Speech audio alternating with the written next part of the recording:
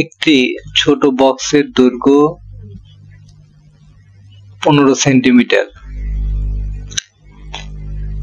2.8 millimetre, প্রস্থ 7 centimetre, 6.2 millimetre এবং উচ্চতা 5 সেন্টিমিটার, 8 মিলিমিটার। বক্সটির আয়তন কত ঘন সেন্টিমিটার? দেখেন এখানে স্টেপ আছে কয়টা। প্রথম হচ্ছে একটি ছোট বক্স, তার হচ্ছে দৈর্ঘ্য আছে, প্রস্থ আছে এবং উচ্চতা আছে। এবং এইখানে আরো একটা বিষয় আপনি হয়তো লক্ষ্য করতে পারছেন যে 15 সেন্টিমিটার, তারপরে আছে 15 সেন্টিমিটার, তারপরে আছে 2.4 মিলিমিটার। অর্থাৎ এইখানে দুইটা ইউনিট আছে, একটা হচ্ছে সেন্টিমিটার, একটা হচ্ছে মিলিমিটার। প্রস্থের ক্ষেত্রে সেম, উচ্চতার ক্ষেত্রে সেম, বাট এখানে বক্সটির কি আছে, দৈর্ঘ্য আছে, প্রস্থ আছে এবং উচ্চতা আছে। এখন আমাকে বলা হয়েছে যে বক্সটির আয়তন কত ঘন সেন্টিমিটার। দেখেন যেহেতু এই জায়গায় আমাকে বলা হয়েছে যে আয়তন ঘন সেন্টিমিটারে আছে, সো আপনাকে অঙ্কটা করতে হবে। এই যে সেন্টিমিটার আছে, মিলিমিটার আছে, মিলিমিটারকে আপনাকে কনভার্ট করে সেন্টিমিটারে নিতে হবে। কারণ সেন্টিমিটারকে এই জন্য নিতে হবে যেহেতু আপনার এই জায়গায় সেন্টিমিটারে আছে। তাহলে সমাধান দেওয়া আছে, বক্সের দৈর্ঘ্য কত?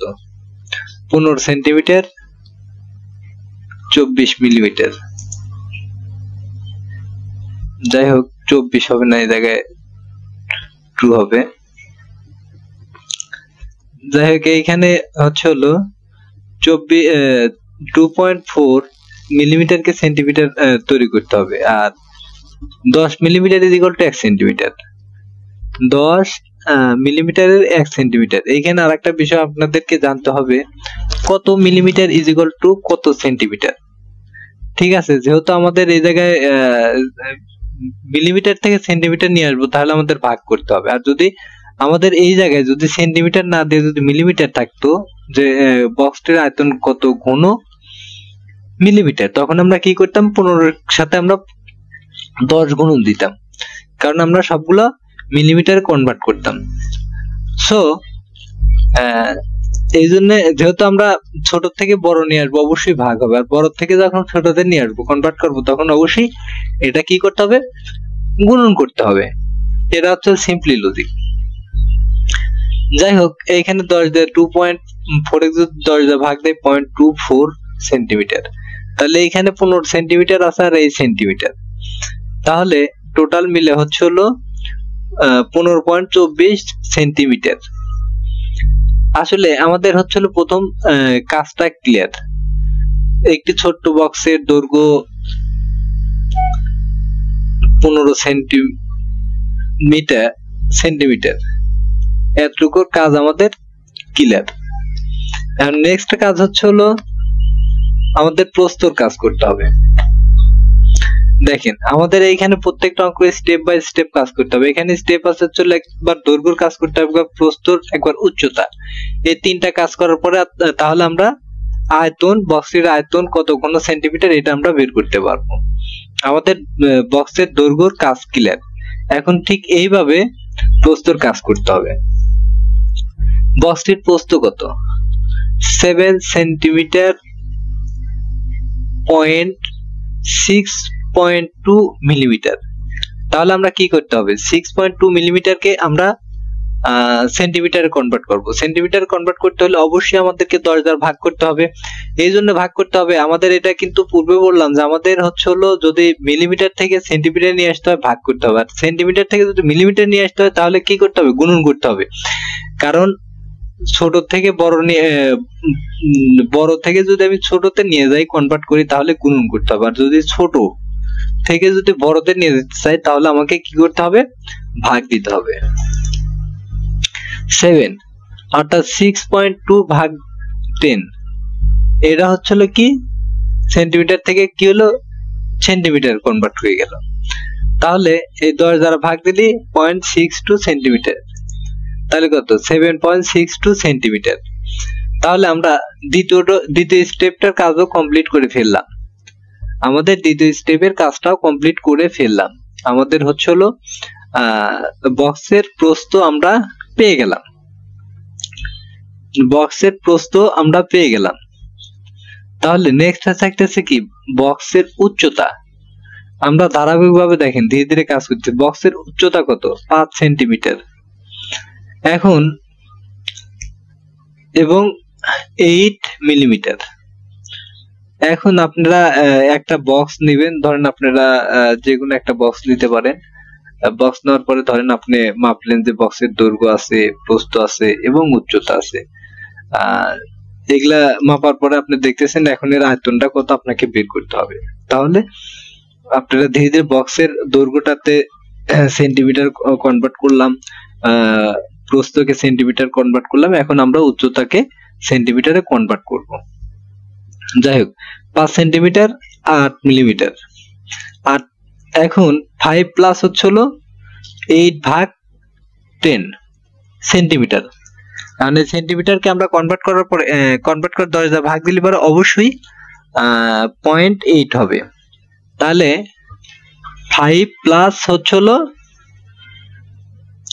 0.8, তাহলে টোটাল মিলে কত? 5.8 সেন্টিমিটার। এইখানে দেখেন আমরা বক্সের কি পেলাম? দৈর্ঘ্য পেলাম, বক্সের উচ্চতা পেলাম, বক্সের প্রস্থ পেলাম। এখন আবার বক্সটির আয়তক্ষেত্র কত ঘন সেন্টিমিটার এটা আমরা ইজিলি ভাবে বের করতে পারবো। বক্সটির আয়তন।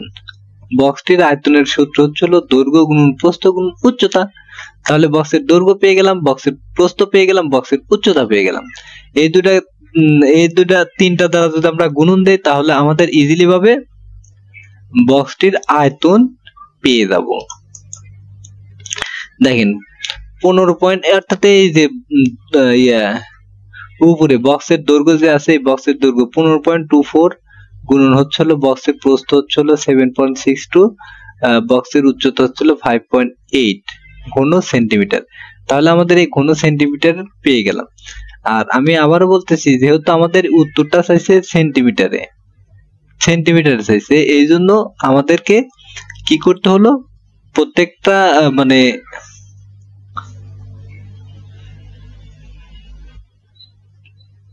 আমরা সেন্টিমিটারে কনভার্ট করেছি, মিলিমিটারকে সেন্টিমিটারকে কনভার্ট করেছি, ইউনিটকে কনভার্ট করেছি। আর যদি আমাদের এই জায়গায় সেন্টিমিটার থাকে ছাড়া মিলিমিটার থাকতো তাহলে আমরা কি করতাম? মিলিমিটারে কনভার্ট করতাম, সেন্টিমিটারকে মিলিমিটার কনভার্ট করতাম। কনভার্ট করার পরে আমরা এইভাবে সূত্র ভাল। যাই হোক এইখানে টোটালি গুণন দিলে 673.587 ঘন সেন্টিমিটার। সুতরাং বক্সটির আয়তন হচ্ছে হলো 673.587 ঘন সেন্টিমিটার। আমি প্রত্যেকটা স্টুডেন্টকে বলবো যে আপনারা আসলে রাশিগুলো ভালোভাবে পড়ার চেষ্টা করবেন, কারণ আপনি যদি রাশিটা যদি না বোঝেন তাহলে আপনার অঙ্কটা করতে পারবেন না। দেখেন এইখানে 4টা স্টেপ আছে। প্রথম স্টেপ হচ্ছে হলো একটি ছোট বক্সের দৈর্ঘ্য 1, প্রস্থ 2 এবং উচ্চতা 3, তিনটা বিষয় নিয়ে আপনাকে বের করতে হবে কোনটা? বক্সটির আয়তন কত ঘন সেন্টিমিটার, এটা আপনাকে বের করতে হবে। তাহলে যেহেতু এখানে সেন্টিমিটার দেওয়া আছে, তাহলে আপনাকে প্রত্যেকটা দৈর্ঘ্যকে সেন্টিমিটারে কনভার্ট করতে হবে, প্রস্থকে সেন্টিমিটারকে কনভার্ট করতে হবে, উচ্চতাকে সেন্টিমিটারে কনভার্ট করতে হবে। মিলিমিটার আছে, যদি মিলিমিটার না থাকতো অনলি সেন্টিমিটার থাকতো তাহলে আপনাদের নিচের যে কাজগুলো 3টা লাইন আপনাদের করা লাগতো না। ইজিলি ভাবে আপনি বক্সের দৈর্ঘ্য সেন্টিমিটার, এটার বক্সের প্রস্থ সেন্টিমিটার, বক্সের উচ্চতা সেন্টিমিটার থাকলে বক্সটির আয়তন কত, তখন ইজিলি ভাবে অঙ্কটা আরো সহজ হতো। আরো যদি জটিল হয়, ধরেন এইখানে সেন্টিমিটার না, এইখানে মনে হয় যে মিটার আছে, তাহলে কি করতে হবে? আপনাকে মিটারকে আবার সেন্টিমিটার কনভার্ট করতে হতো। ধরেন এইখানে 1 মিটার, তারপর 15 সেন্টিমিটার, 2.4 মিলিমিটার। এখানে আপনার উত্তর চাইছে সেন্টিমিটার, তাহলে আপনাকে কি করতে হবে? মিটারকে সেন্টিমিটার নিয়ে আসতে হতো, সেন্টিমিটার আছে, আর মিলিমিটারকে আবার সেন্টিমিটার নিয়ে আসতে হতো। সবগুলো ইউনিটকে আপনি সেন্টিমিটারে নিয়ে আসতে হতো। নিয়ে আসার পরে তাহলে আপনি অঙ্কটা করতে পারতেন।